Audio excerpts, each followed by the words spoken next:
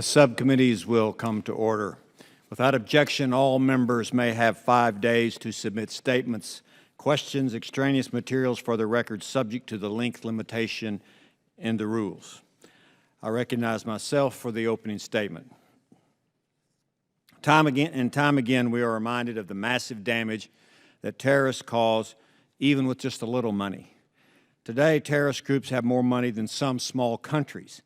ISIS is the richest terrorist organization in world history, bringing in over $1 billion in 2014 alone. Drawing on these funds, ISIS has managed to stage terrorist attacks throughout the world and kill thousands of people. ISIS is not alone. Terrorists raise billions annually to carry out their bloody agendas. This is precisely why our government agencies have been tasked with stemming the flow of money to terrorist groups. When we can separate the terrorists from their money, lives can be saved. According to the Treasury Department, the underlying vulnerabilities within the U.S. financial system today, quote, remain largely the same as those identified in 2005. Terrorists are still able to park and move cash through financial systems. Part of the problem is that the United States still does not have a comprehensive strategy across all American agencies to combat terrorist financing. Policies and priorities differ from one agency to the next in a seemingly ad hoc fashion. In fact, there isn't even a clear method by which our various agencies can coordinate their efforts. Agencies working on a counter-terrorist finance had previously coordinated through the Terrorist Financing Working Group.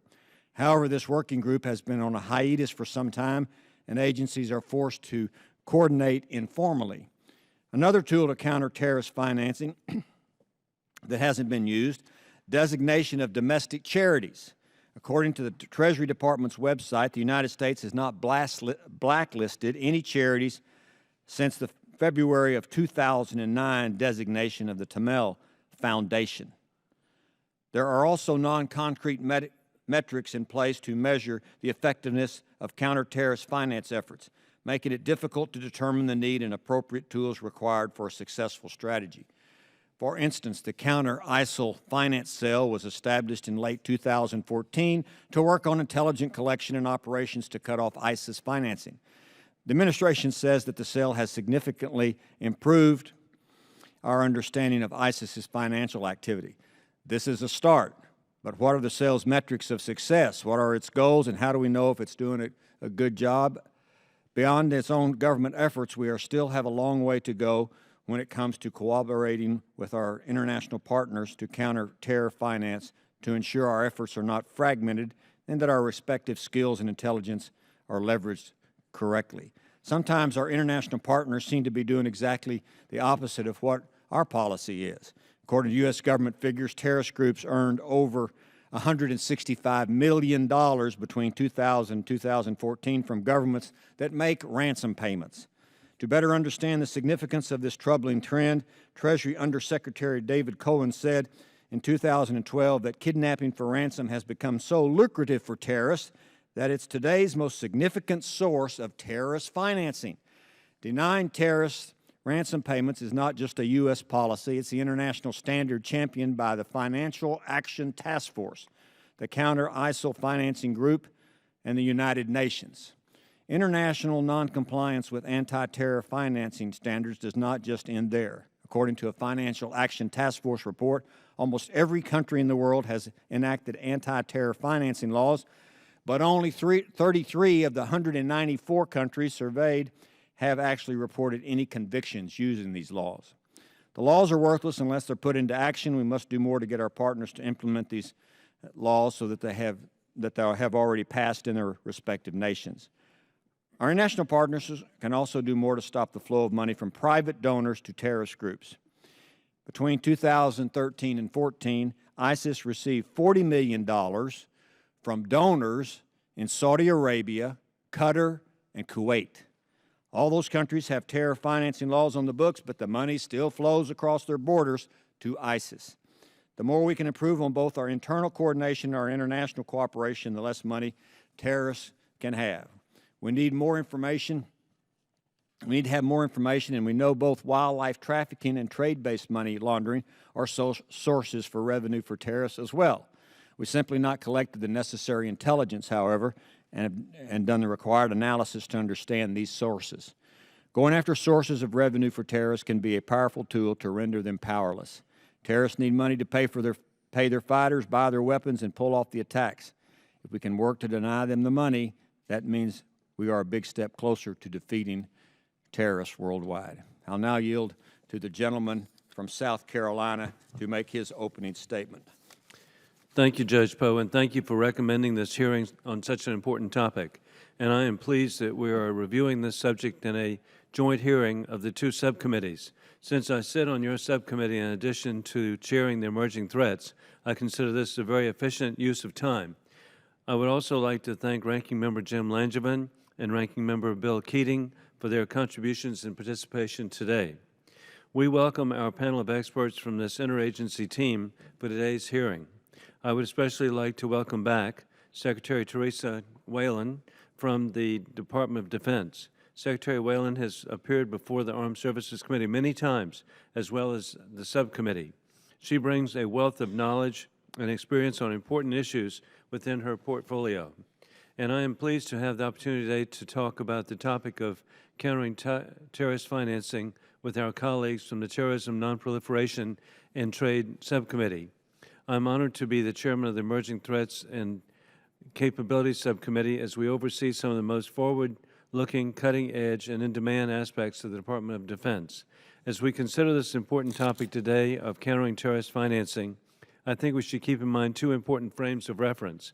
First, countering the finances of terrorist groups remains a relatively new area of focus of the United States government and interagency in particular.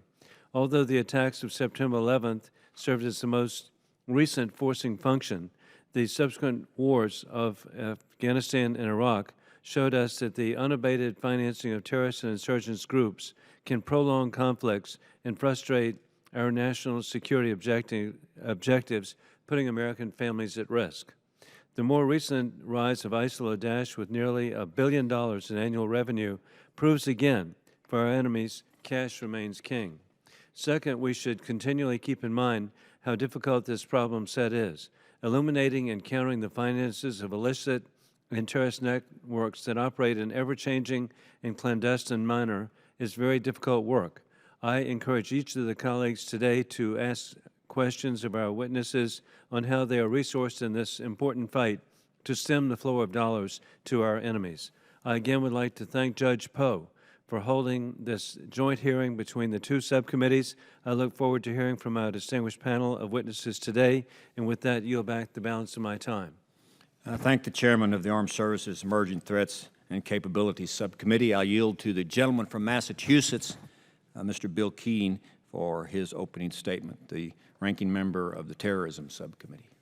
Well, thank you, Chairman Poe, for conducting the afternoon's hearing, and I appreciate your concern for terrorist financing and your leadership on continuing this conversation, both within Congress and externally. I'd also like to thank Chairman Wilson and Ranking Member Langevin of the Armed Services Subcommittee on Emerging Threats and Capabilities for their shared focus and work on this subject as well. And of course, I appreciate the time of our witnesses who have joined from the Department of State, Treasury, Defense, and Interior to discuss this critical topic. Your ongoing attention and commitment to countering terrorist financing is the bedrock of our coordinated effort to stop the money flow, as the title of today's hearing suggests. I also think it should be said strongly and with great appreciation for the work that's done by our men and women that are serving us so well in the military. Just within the last 4 weeks, I had the honor to join them aboard the aircraft carrier Harry S. Truman and see their mission in interrupting financing as well in a direct military sense. Their success at destroying cash depots and interrupting oil supply has been extraordinary, and their service should be recognized in this hearing as well. But as we know, terrorist financing has to be resolved at many levels in terms of trying to attack it, and it's a complicated, intricate, nuanced, and clandestine effort, making it difficult to identify, follow, and to stop. Organized groups such as ISIL rely on diversified revenue streams ranging from pirated oil fields and extortion to imposition of taxes on areas that it controls, to seizures and to the sale of looted antiquities. Our concern doesn't end with the trafficking of foreign terrorist organizations. However, organized crime syndicates also fund illicit activities through a variety of subversive efforts.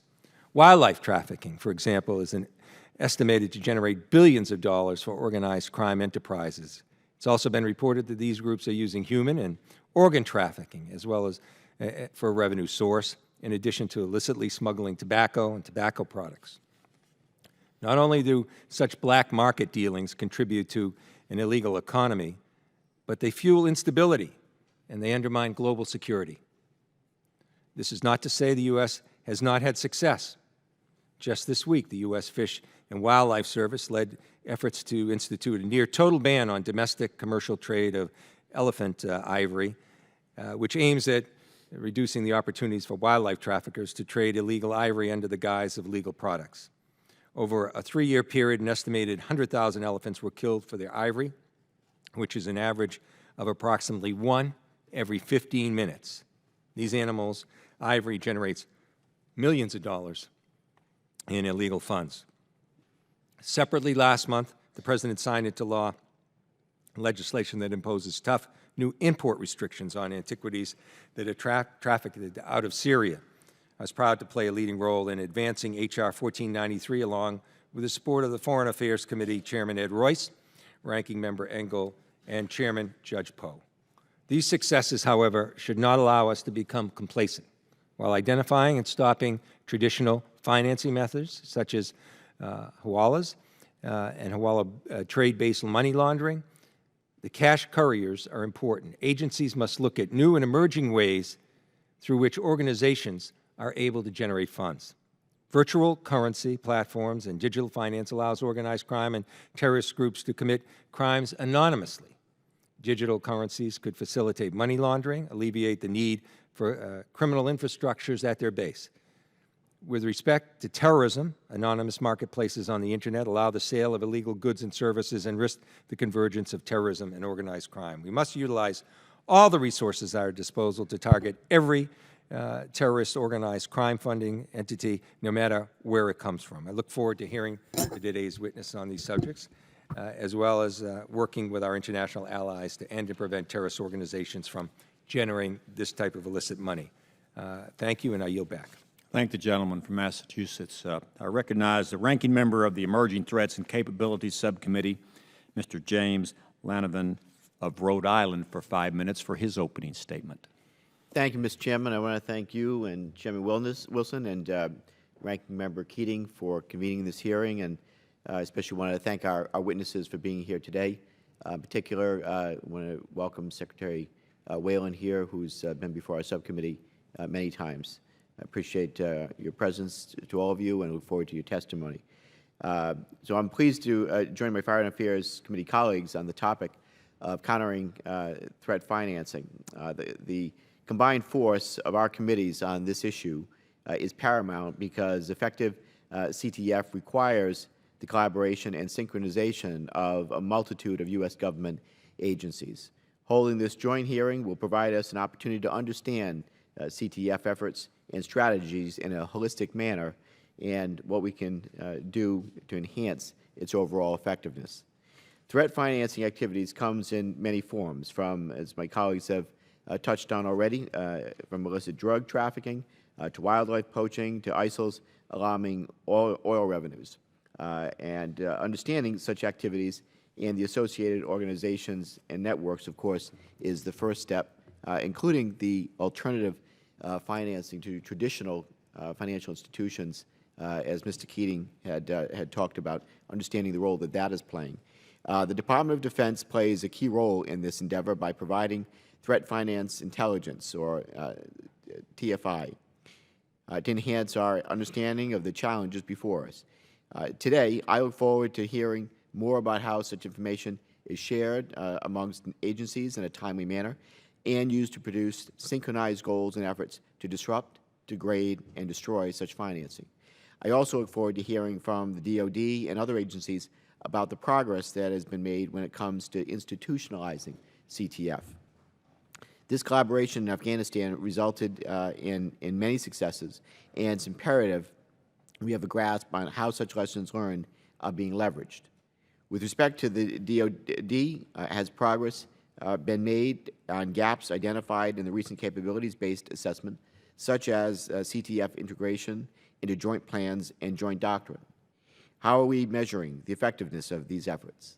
And finally, I hope today will provide insight into ongoing U.S. government efforts in countering ISIL's oil revenue and the challenges we face with this front, as well as overall challenges with CTF that our committees could be helpful in providing solutions to when working with agencies. So with that, I thank again our witnesses for being here, and thank you, Mr. Chairman. I will yield back. Thank the gentleman from Rhode Island. Without objection, all members may have 5 days to submit statements, questions, extraneous materials for the record, subject to the length limitation in the rules. I'll introduce the witnesses and give them time for opening statements. Mr. Daniel Glazer is the Assistant Secretary for Terrorist Financing in the Treasury Department's Office of Terrorism and Financial Intelligence. Mr. Andrew Keller is the Deputy Assistant Secretary for Counter-Threat Finance and Sanctions in the State Department's Bureau of Economic and Business Affairs. Ms. Teresa Whalen serves as the Principal Deputy Assistant Secretary for Defense for Special Operations Low-Intensity Conflicts. She is a career member of the Senior Executive Service and has worked for 27 years in the Defense Intelligence area. Mr. William Woody is the Chief of the Office of Law Enforcement of the U.S. Fish and Wildlife Service.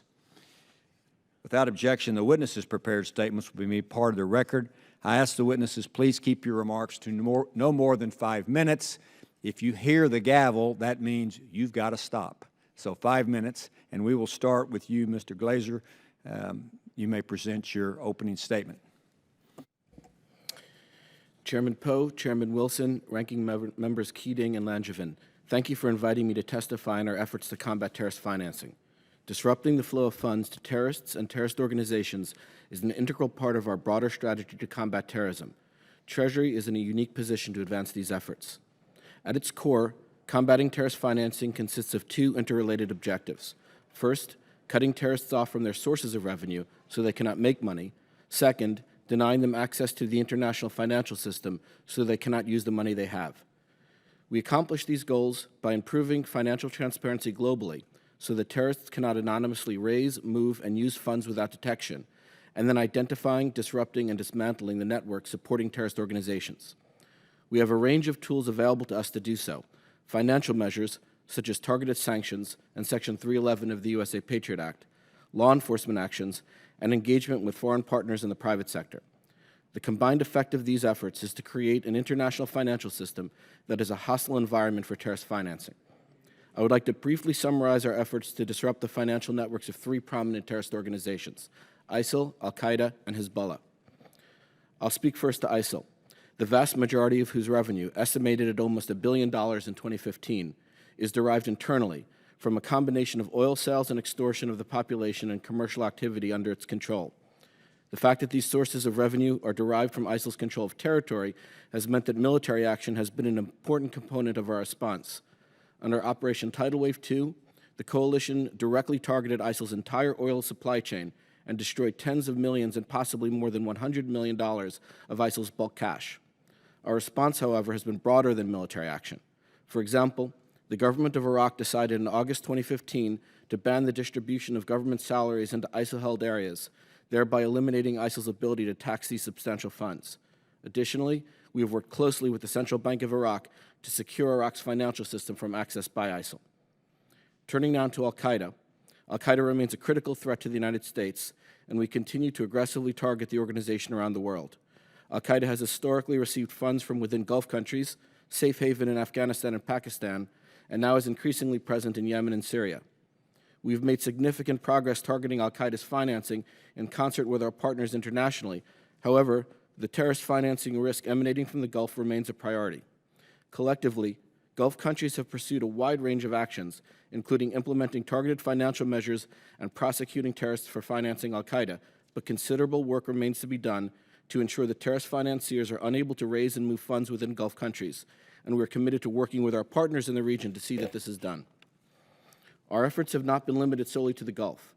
Treasury has continued to work towards disrupting and dismantling terrorist financial networks in Afghanistan and Pakistan as well. We have aggressively used Treasury tools to limit al-Qaeda funding streams, designating over 140 individuals affiliated with al-Qaeda and other terrorist organizations throughout Afghanistan and Pakistan. It is important to remember, however, that before al-Qaeda's attack on 9/11, Hezbollah had killed more Americans than any other terrorist organization in history, and it continues to plot terrorist attacks around the world. Hezbollah receives the majority of its funding, hundreds of millions of dollars from Iran, as well as millions of dollars from a global network of supporters and businesses.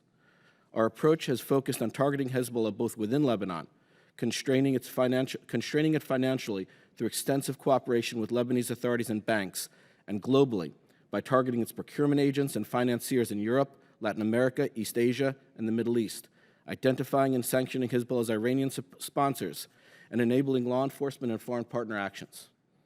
Our toolkit to impose targeted measures against Hezbollah was recently expanded with the passage of the Hezbollah International Financing Prevention Act of 2015, or HIFPA. HIFPA represents a continuation of our policy to financially weaken Hezbollah. Foremost in ensuring our implementation of HIFPA is our close collaboration with the Central Bank of Lebanon and private Lebanese financial institutions, which are adhering to this legislation to Hezbollah's great consternation. We intend to implement HIFPA robustly in a manner that is consistent with preserving the strength and health of the Lebanese financial system and that does not target any specific community or sect. Our implementation intends to target one group and one group only, Hezbollah the organization, its members, the entities it owns and controls. While new terrorist financing challenges will surely emerge, Treasury and its interagency partners will continue to employ a range of measures to identify, disrupt, and dismantle terrorist financial networks and work to identify and close loopholes that terrorists and other illicit actors can use to access the international financial system. Thank you for the opportunity to testify today, and I would be happy to answer any questions you might have. Thank you, Mr. Glazer. Mr. Keller, you have 5 minutes. Chairman Poe, Chairman Wilson, Ranking Member Keating, Ranking Member Langevin, distinguished members of the committees, thank you for the opportunity to speak here today about the State Department's counterterrorism finance efforts.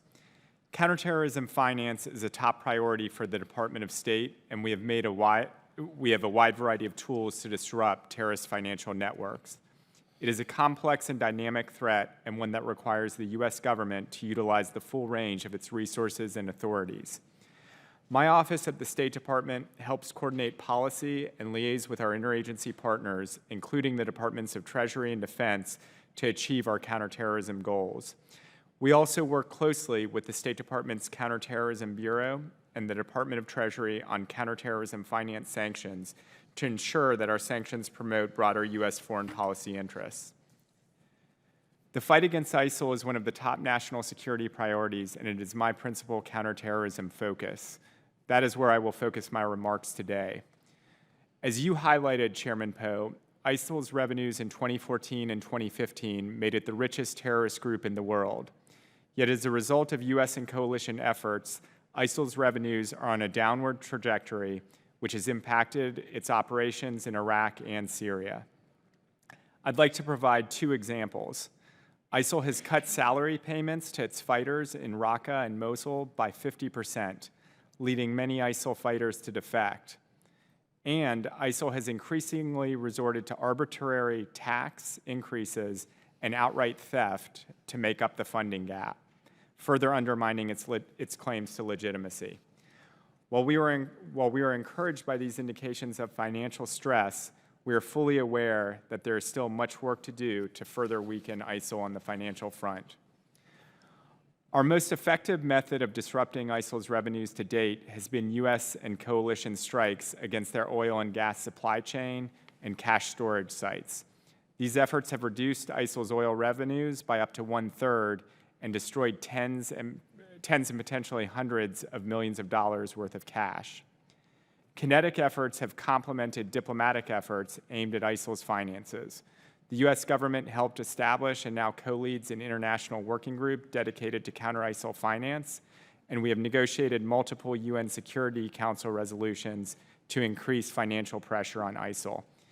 In particular, I would highlight Security Council Resolution 2199, which imposes obligations on all countries to take steps to combat ISIL financing, particularly in the areas of oil, antiquities, and kidnapping for ransom. The Department of State also conducts bilateral diplomatic engagement with key countries in the Middle East and around the world.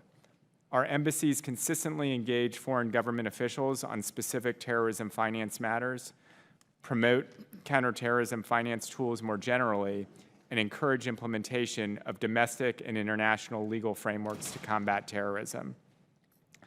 In an effort to address the systemic gaps in the international system that terrorists and other criminals exploit to raise and transfer funds, the State Department also allocates significant funding to build the capacity of partner countries to counter terrorist financing. The Bureau of Counterterrorism is helping partner nations build their capacity to investigate and prosecute illicit financial transactions, while the State Department Bureau of International Narcotics and Law Enforcement funds programs to help countries identify how they can improve their anti-money laundering and counterterrorism finance regulations. With regard to trafficking in antiquities, the Department of State has also led outreach to prominent antiquities dealers, auction houses, and museum administrators. We have offered up to $5 million worth of reward money for information leading to the disruption of ISIL's trafficking in antiquities through our Rewards for Justice program, and we have funded government and civil society training program to help protect antiquities in Iraq, Syria, and Libya. Terrorism finance is a multifaceted and dynamic problem, and ISIL has proven to be a resilient foe. As our efforts targeting ISIL financing demonstrate, counterterrorism finance is a top priority for the State Department and our interagency partners. We will continue to use every tool available to maintain the growing effectiveness of our economic campaign. Thank you very much, and I look forward to your questions. Thank you, Mr. Keller. Ms. Whalen? Chairman Wilson, Chairman Poe, Ranking Member Langevin, Ranking Member Keating, and other distinguished members of the subcommittees, I appreciate the opportunity to share information with you about the Department of Defense's counter-threat finance capability. DoD's counter-threat finance, or CTF, supports both military operations and U.S. government partners, including our law enforcement colleagues. DoD CTF identifies and exploits the financial vulnerabilities of terrorists and transnational criminals. Over a decade ago, we built a small but effective CTF capability within the department through our counter-narcotics authorities and appropriations. Counter-narcotics is an appropriate source of authority and resources, given that the drug trade remains the world's most lucrative criminal enterprise. Funds from the illegal drug trade are often associated with other illicit criminal enterprises, insurgencies, and terrorist organizations, including the Taliban in Afghanistan, the Revolutionary Armed Forces of Colombia, the FARC, and Lebanese Hezbollah. Today, DoD has dedicated CTF teams at its combatant commands, at the National Guard Bureau, and at intelligence components. The CTF teams analyze financial intelligence, integrate intelligence and operations, and coordinate and execute CTF activities within the department and with and in support of U.S. interagency partners. DoD is not the lead U.S. agency for conducting CTF, but DoD employs unique analytic capabilities to assist other partners in accomplishing the overall CTF mission.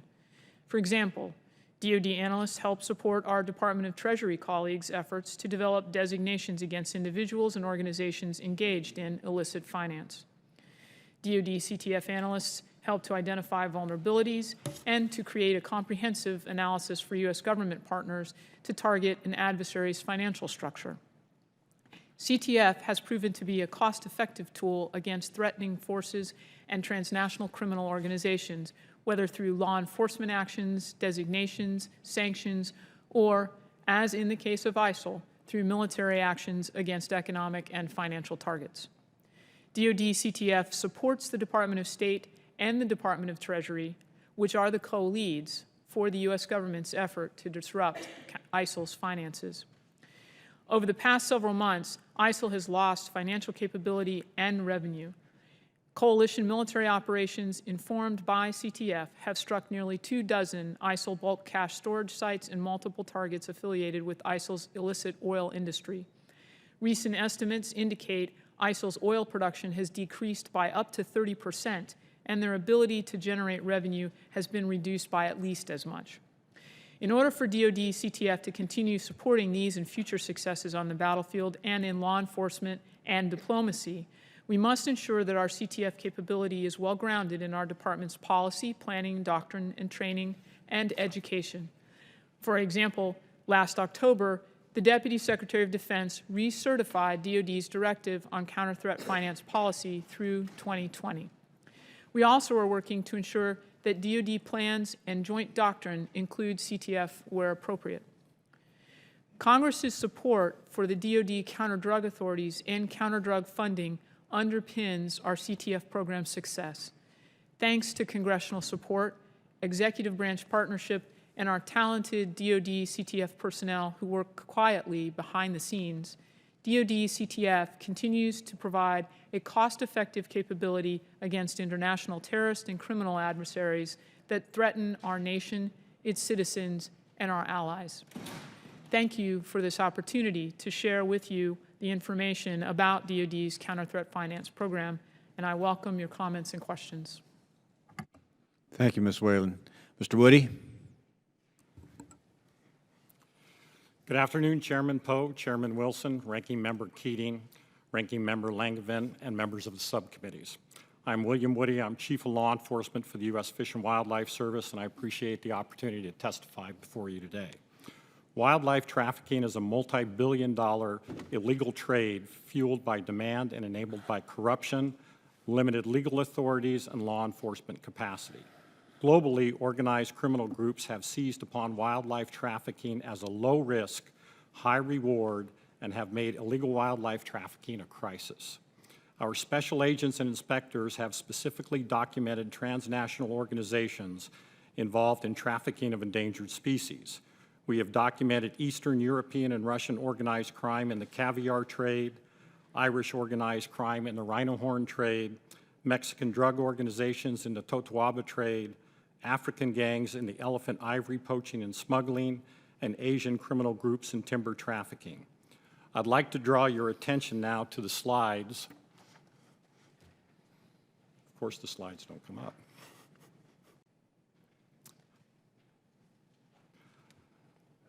Photo. Is that the slide you're looking for? That's the slide I'm looking for. Thank you, sir. Who are those guys?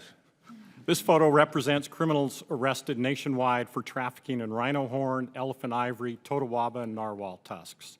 A number of these individuals were arrested in our investigation named Operation Crash, which is focused on rhino horn trafficking.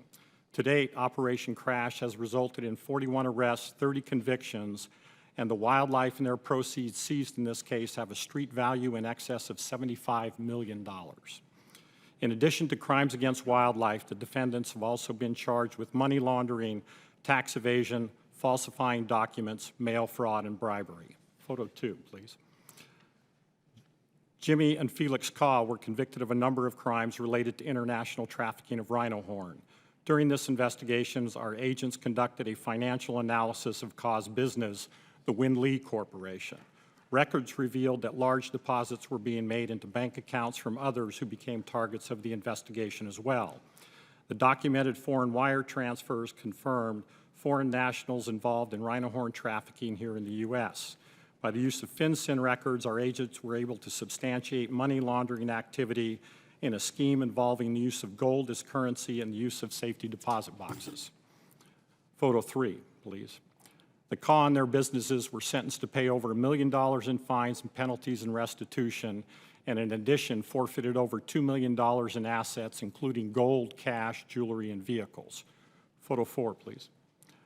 This photo shows two Chinese nationals who had bribed a customs official at the Dar es Salaam airport in Tanzania. They were able to smuggle 8 suitcases full of ivory out of Tanzania destined for Hong Kong. Photo 5, please. This photo shows the content of the suitcases that were intercepted and seized in Switzerland while in transit. Our regional U.S. Fish and Wildlife Service attaché was able to assist Tanzania authorities in their investigation and collection of forensic examination of the evidence seized. Photo 6. To illustrate the current illegal wildlife trade in the U.S., This photo shows elephant ivory and narwhal tusks forfeited by an antiques dealer who was sentenced in federal court in New York for the unlawful import and sale of ivory in 2016. Photo 7.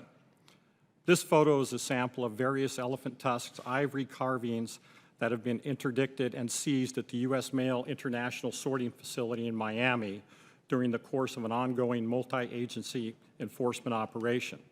This operation alone has identified nearly 90 individuals and businesses and involves over 250 smuggling incidents in which elephant ivory was smuggled from the U.S. to China. Next photo, please. This photo depicts over 200 swim bladders that were seized in a California residence drying and awaiting shipment.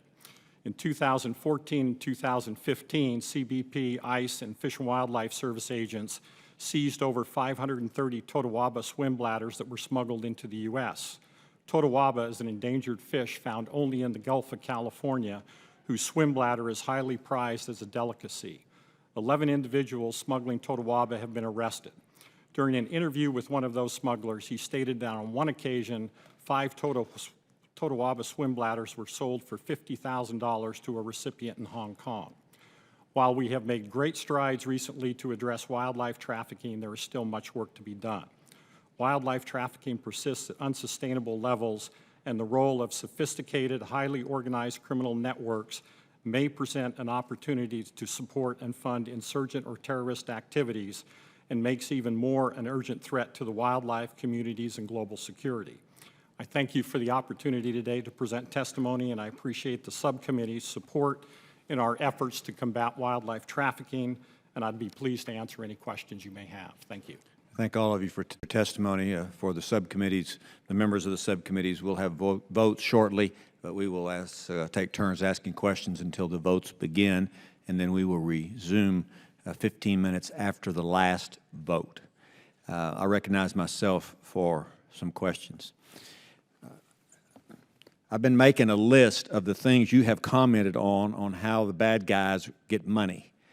And let me go through those, and then I want you to add those that I missed. First of all, cash from rich donors. The individual donors in foreign countries, they just send cash to the terrorist groups. The black market of goods, as tobacco, for example, as the ranking member mentioned. The trafficking of people, the sale of people as sex slaves, ransom payments, bank robberies, oil on the black market, antiquities, drug trafficking. ISIS tax people in their areas if they are not loyal to ISIS. If they're Christians or some other Muslim faith, they're taxed. This disturbing news about wildlife trafficking. And then you have state sponsor of terror, Iran, who gives money to Hezbollah wherever they are in the world. Did I leave out any? Y'all are awful quiet. I mean, this is disturbing news here. I'm not going to be critical of what we've done. I just want to try to see if we can move forward and stop the money flow. Mr. Woody, your testimony is compelling. My understanding is if something doesn't happen pretty soon, elephants in Africa and the rhinos are going to be extinct. Is that correct? That would be correct, sir. The elephant tusks end up eventually, most of them, not all, end up in China. Is that correct? That is correct, a good majority. And rhino horns are ground for their powder, and they end up in Vietnam. They end up in Vietnam and China. They also use them for libation cups for different carvings as well, too. All right. And what about foreign charities or charities working in the United States as a charity? Do they raise money for terrorist groups? Any of you want to weigh in on that? Yes, charities do raise money for terrorist groups. Like what charities? Do you have any names? You can name names and... No, I'd be happy to name names. I don't have the names at the tip of my tongue, but as recently as March 31st of this year, we designated 2 charities in Pakistan and Afghanistan who are actively involved in terrorist financing. Okay. What about domestic charities in the United States? There have been domestic charities that have been designated and prosecuted for terrorist financing. Holy Land Foundation is probably the largest example of that. Okay. The Holy Land Foundation. All right, let me ask you this. How do we get all y'all and the folks in law enforcement working to share information, intelligence about what is being done worldwide on financing terror groups? Because my understanding is everybody's kind of doing their own thing. Not saying they're doing a bad job, they're just doing their own thing without coordination with other American government or American agencies and then foreign governments. Ms. Whalen, you want to weigh in on that? Yes, sir. I think, well, I know from the Department of Defense's standpoint, we actually provide a great deal of support to our partners at Treasury and in law enforcement with our CTF teams and liaison officers. So we are in sort of regular contact with them on a day-to-day basis, working together to share information. We have a number of enterprises within the Washington area in which we gather together to share information, situational awareness. So I think while there is always room for improvement, I think we have a pretty good basis right now of information sharing, certainly we feel, between the Department of Defense and the... Well, are we doing enough? Are we doing enough? I'm not critical of what we're doing. I'm just asking, are we doing enough? Because of all of these different ways that the bad guys, outlaws, raise money, how can we move forward to do even a better job? You got some ideas? Well, I think we can just expand on what we are currently doing, and we are getting better at it. There are resource constraints in terms of people and in terms of intelligence collection assets, but we are definitely improving our coordination. I think we've made a lot of progress in just the last couple of years. All right, I'll have additional questions I'll submit for the record for you all to answer. I'll recognize the chairman of the subcommittee, Mr. Wilson from South Carolina. Thank you, Judge Poe, and thank you for your obvious passion about this issue and making a difference. And Secretary Whalen, in your testimony, you discussed how the Department of Defense is working to institutionalize counter-threat finance capabilities across the force and within the services. Can you provide some additional examples of how you're doing this? And additionally, are you seeing demand for counter-threat finance experts continue? And if so, how are you managing that while other resources across the department continue to diminish? And finally, is the counter-threat finance a high enough priority for commanders to pay attention and dedicate resources to so that we can properly institutionalize lessons learned? Thank you for the question, Mr. Chairman. Yes, we actually, number one, the first part is we are progressively institutionalizing counter-threat finance within the department, and it has gained tremendous amount of traction, particularly in the combatant commands. But a couple of things, additional things we're doing beyond the DoD directive that I mentioned in my testimony. We are including CTF in our professional military education courses. In fact, the National Guard Bureau has been very helpful to us in developing courses for CTF for personnel within the U.S. military. Additionally, the services are now, as they manage their personnel, they are looking for people with CTF skill sets so that they can provide them. There is a demand signal from the COCOMs, particularly CENTCOM, and it has a very significant and robust CTF effort. I was just down in Tampa 2 weeks ago and met with that team. So this is definitely got traction within the department. I don't see that it will lose traction. We have integrated into our program planning and budget process, and we are also working with the COCOMs to integrate CTF into planning and doctrine. So I believe that we do obviously have resource constraints in terms of personnel available to devote to this, and as I mentioned briefly, the intelligence assets that we have to devote to this. But within the constraints that we are currently working under, I think everyone is putting forward 100% effort to do more on the CTF front. Well, we certainly look forward to working with you on that. And Chief Whitty, you've really gotten the attention of Judge Poe. He was extraordinarily intrigued by this particular picture. If you could explain it one more time. And then how is it that Fish and Wildlife is coordinating with law enforcement efforts across the United States to stop the global financing? Okay. You want me to explain the picture again? Yeah, one more time, please. Those are totawaba fish bladders. Totawaba is a fish that's found in the Sea of Cortez, and they dry the totawaba bladders out. Totawaba bladders sell, they make a soup called maw, and totawaba bladders, they do sell for $10,000 and higher on those. So that particular picture there, ICE was working a case in conjunction with Fish and Wildlife Service. Really what that is, that's a drop house, and they were moving the totawaba bladders up into the U.S. They were being dried in that house, and they were waiting shipment to they were making a shipment to Asia and move them there. So to coordinate,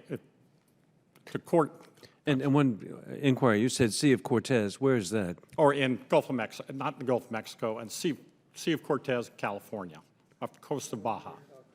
Okay, but Colonel Cook is very familiar with this, so he'll let us know. Okay. Very good. Well, that's very serious. Thanks.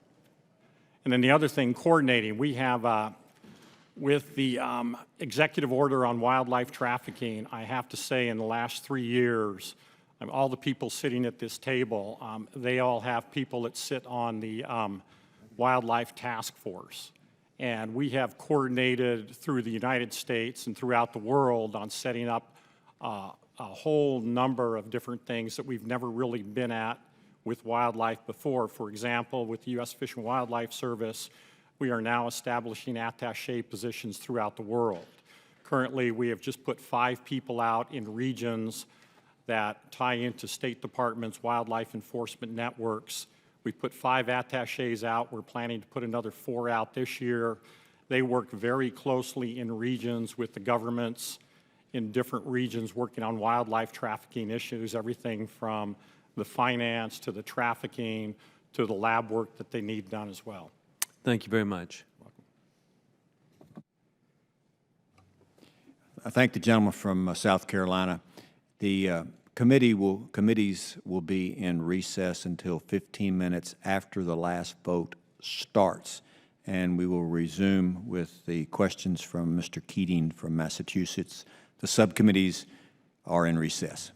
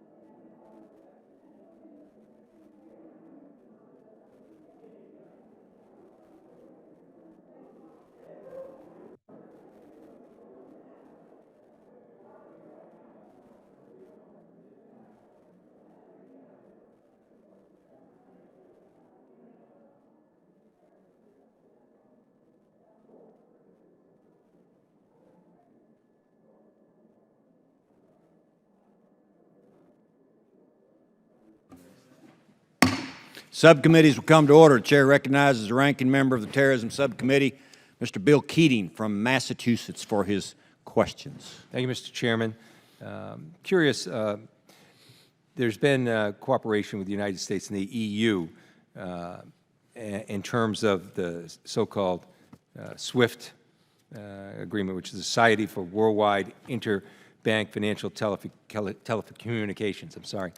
And I wanted to know, we've heard that there's concern from the European front that privacy issues might present problems with them cooperating on that. Could any of you comment on that being compromised by their concerns, and if there's going to be any alterations in that, whether that's going to be something we should be concerned about? Anyone? Thank you for the question, Congressman. We have very close cooperation, as you say, with the Europeans on our SWIFT program. Can you talk a little louder? I'm sorry. We're 5 miles away from you up here, so would you talk louder? Thank you. I apologize, Congressman. We do have very close cooperation with the Europeans on the SWIFT program, and privacy issues are frequently brought up as part of that conversation, but we've always managed to work through those issues, and our cooperation with the Europeans will remain very strong on that program. All right. I was really, as the chairman and I were discussing during the break, we're both struck by the fact that there's $80 billion annually that comes from directly from illicit tobacco trade. It's now equal to cocaine trade in terms of illicit.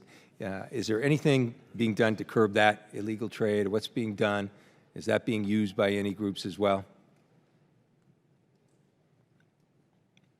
Mr. Glazer, again.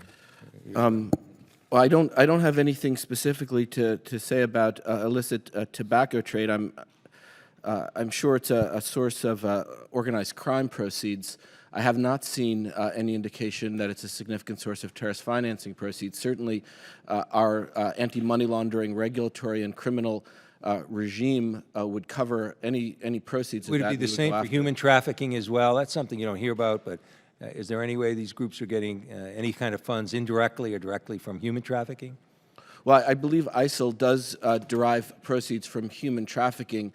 I would say it's more in the order of criminal networks that are involved in human trafficking that operate in ISIL territory, and that ISIL would tax the proceeds, would tax or charge fees for allowing them to participate in that activity.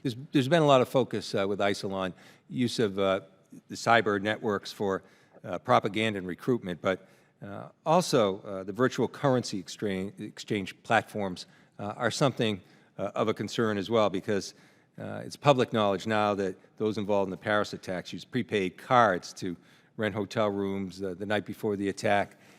We also have concerns with Bitcoin and other financing mechanisms. Is that something you see as a new challenge, or a challenge that you've already seen and trying to address?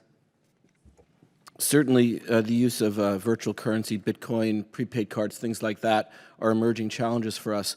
We have revised our anti-money laundering regulations to require a certain amount of transparency with respect to how those financial products operate.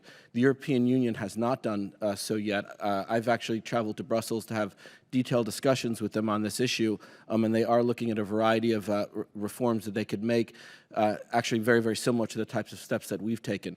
It is true that there are examples of terrorist organizations, including ISIL, using these types of products, but I have to say, I don't think that there's sort of systemic, it represents a systemic threat at this time.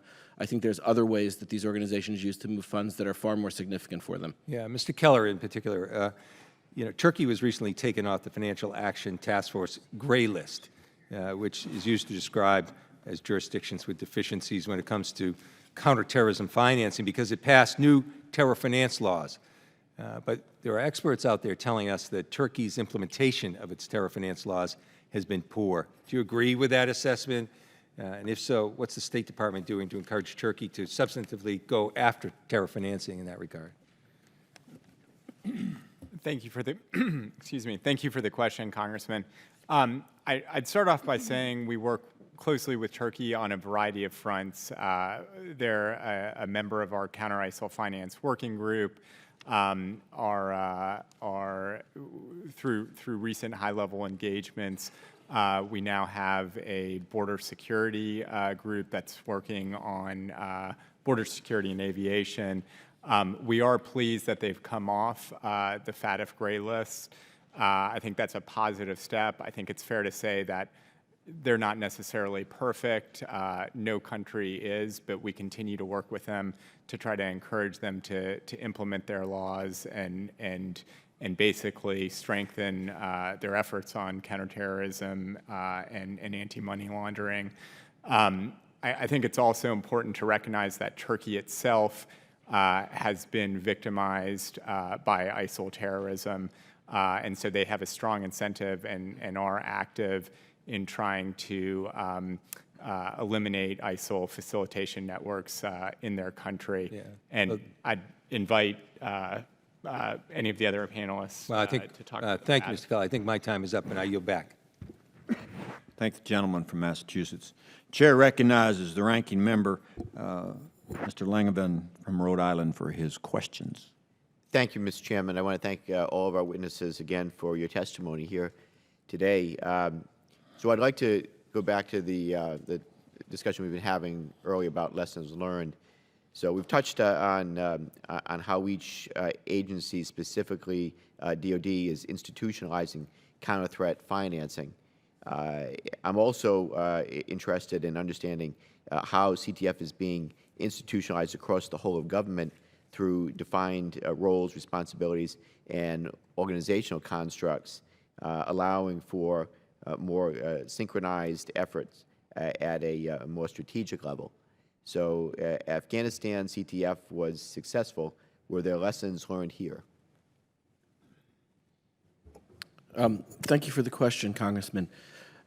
So just to speak about how the Treasury Department's organized for a moment, and then to speak more broadly about the United States government, the Treasury Department is actually unique among all finance ministries in the world that we have one office run by an undersecretary, Treasury Department, that brings together all of the expertise, all the resources, all the tools, all the authorities, all the contacts that we have as a finance ministry, and puts them for the singular purpose of advancing U.S. national security, of using financial tools to advance U.S. national security.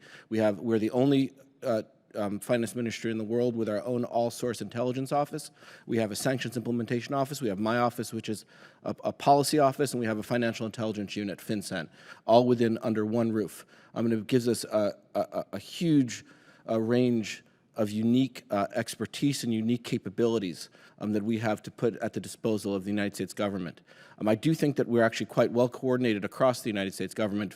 As I said in my opening statement, there are two components of our efforts against terrorist financing. The first component is the systemic component, the regulatory component, making sure that the international financial system and our financial system is transparent and is well regulated, and that it does not provide opportunities for terrorist groups, organized crime groups, or drug trafficking groups, or any other group, Iran, rogue regimes, to gain access to the financial system. That is largely an effort of coordination among the Treasury Department, among regulators, among law enforcement, and we have a number of groups that allow us to do that, most importantly, and I should say, in partnership with the private sector.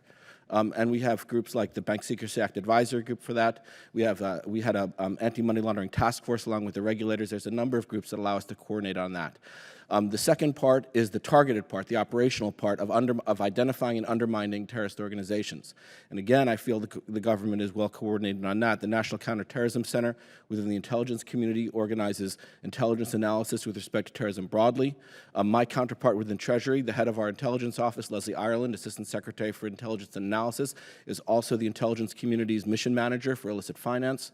And then on an organization-by-organization basis, whether it's Hezbollah, whether it's ISIL, whether it's Al-Qaeda, there's any number of coordination processes that are run by the NSC that allow us all to get together and make sure that we're well coordinated on the issue. Okay. Thank you, Mr. Keller. I think I would simply add to that whether I look to my right to Assistant Secretary Glazer or to my left to Assistant Secretary Whalen, I think the counter-ISIL effort is a very good example of the coordination that we do on a daily basis.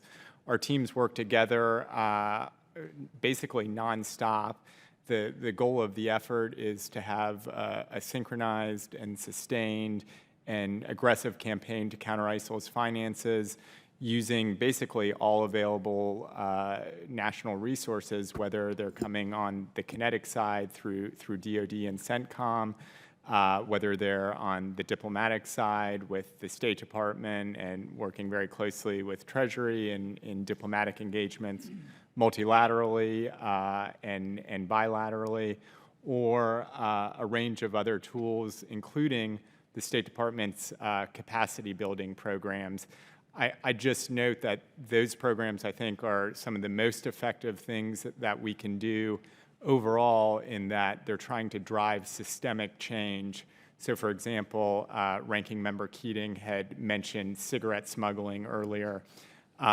These programs aren't necessarily targeted at cigarette smuggling or wildlife trafficking or whatnot. They're targeted overall at building investigatory capacity, prosecutorial capacity, judicial capacity.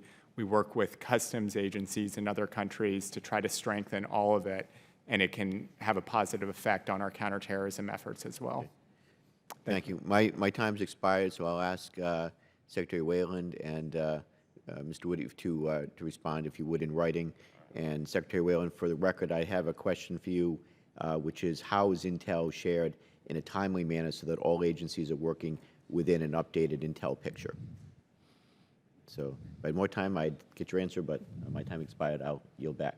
I thank the gentleman from Rhode Island. Ms. Wayland, submit the answer to that question to both committee chairs, the full committee chairs, and that will be dispersed to everyone, including the gentleman from Rhode Island.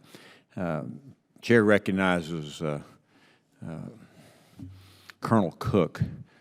I started to say former Marine, but there's no such thing as a former Marine, from California. Thank you, Judge. You're absolutely correct.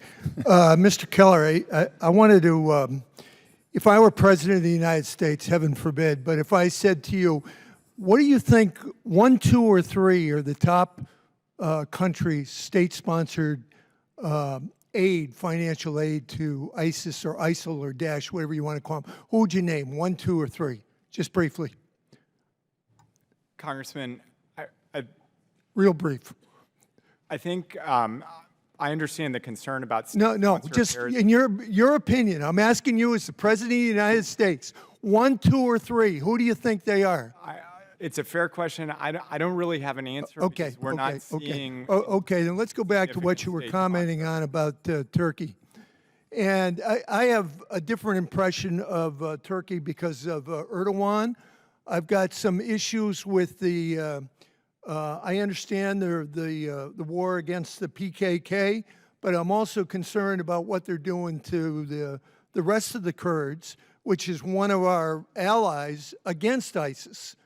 And it's almost like, are we overlooking that some people, particularly with Erdogan's switch to the leaning towards the Muslim Brotherhood? Could you address that briefly? Real briefly. I'm running out of time. I appreciate the question. I'm going to have to take that one back. As I mentioned, my focus in this area is specifically on the counter-ISIL financial front. So I'd like to take your question back to our Turkey. Okay, then let me move on to Hamas. Is Hamas helping them out with financing ISIS? Not that I'm aware of, sir. So okay. Moving on to, well, you don't want to address that. Mr. Glazer, did you want to comment on that about the situation in Turkey, whether, you know, a number of months ago they were helping out with the oil and everything like that with ISIS. Any comments on that at all in the intel sector? I think that Turkey has stepped up its efforts on the counter-smuggling side. I do think Turkey, as was discussed earlier, has work to do on its financial system in terms of implementing its terrorist financing laws and making sure that its financial system is not available to ISIL. Yeah. You don't want to answer my question about 1, 2, or 3, or I'm just a dumb Marine, so I have to have simple I'll answer your answers. question directly. I do not think ISIL receives state sponsorship. I do not think ISIL receives state sponsorship from any country. I think Iran is the #1 state sponsor of terrorism in the world, and they sponsor Hezbollah. I do not think I agree ISIL with you on receives that. state sponsorship. Okay. And no situation, you're not worried about the states such as Qatar or some of the Gulf states at all that they're involved with state that's sponsoring ISIS? I do not think Qatar is a state sponsor of ISIS, no. Okay, thank you. Thank the gentleman from California. Without objection, the chair will recognize Ms. Gabbard from Hawaii, who is a member of both full committees. Unless there's objection. Without objection, you're recognized for 5 minutes. Thank you very much, Mr. Chairman. Mr. Keller, you and both Mr. Glazer, you've talked about how Turkey has stepped up and that they're doing more. Can you give us more specifics on what that is? Because like many of my colleagues, we have concerns about the leadership in Turkey, what they have done directly and indirectly, what they have not done, more importantly, as well as the informal economy that we know ISIS is using to both smuggle cash and other things to boost their revenue. Well, thank you for the question. With respect to Turkey, in terms of the things that I think that they're doing well, I think that Turkey has stepped up its counter-smuggling efforts along the border, and I think that they have done that significantly, and I think it has had an impact. Can you give some specifics about stepping up from nothing to what, or from here to there, and some specifics on the border as well, especially the area of the border that remains open? I'm going to have to get back to you with... Because I'm trying to get some context here, because Mr. Keller said Turkey is not perfect, but perfect is a pretty high bar. So I'm trying to figure out. Well, I think the areas where I would say Turkey has a lot of work to do is in taking steps to deny ISIL access to its financial system, to its financial institutions. We have an active information exchange program with the Turks. We are in close communication with them to make sure that they understand what we understand with respect to the access that terrorist organizations may have to certain institutions. And I think it's important for Turkey to follow up on that information. I would agree with Assistant Secretary Glazer's assessment. I'd also note specifically on the oil front, it is our assessment that ISIL is not smuggling or selling oil to Turkey or to individuals in Turkey, that the oil that is being produced in ISIL-controlled territory is being sold and consumed in ISIL-controlled territory. And is that something that has changed as of late, or were the reports that was occurring completely false? I'd say that's something that we have been able to get a much clearer picture of as of, well, I don't want to say as of late, but some of the most helpful information and insightful information we were able to glean on this issue came from the Abu Sayyaf raid last year. He was the emir for oil and antiquities, oil and gas and antiquities, who was killed by U.S. Special Forces, and they were able to recover a treasure trove of information, including on ISIL's oil activities, and the picture that we were able to develop from that information helped us assess that the oil was being consumed within ISIL-controlled territory and not being smuggled into Turkey. Are there other operations or things happening in this informal market or smuggling other than oil that you're aware of? I think it's possible that antiquities are being smuggled out through basically the neighboring countries to Iraq and Syria, Turkey being one of them. Okay. Thank you, Mr. Chairman. Thank you. Gentlelady yields back her time. Chair recognizes the gentleman from Pennsylvania, Mr. Perry, for 5 minutes and his questions. Thank you, Mr. Chairman. Secretary Glazer, what is the current policy of the administration regarding U.S. dollars and Iran? Or U.S. dollars are hard currency, right? You characterize that as hard currency? Yes. And what's the current policy regarding hard currency, particularly U.S. dollars and Iran? You cannot engage in dollar transactions with Iran. All right, so we're trying to ensure that they don't get hard currency, particularly U.S. dollars, right? Sure, you're aware that Iranian's Guardian Council just approved the military budget for 2016, 2017, which increased their military budget by 90%, including $1.7 billion transferred by the U.S. Treasury in January, which allegedly has nothing to do with a prisoner swap that happened, or a U.S. hostage swap that happened literally at the same time. I'm just wondering, that transfer of $1.7 billion, what currency was that? What was that currency that was transferred? I'd have to go back and find the answer out to that for you. $1.7 billion. You have no idea. No, I do not know.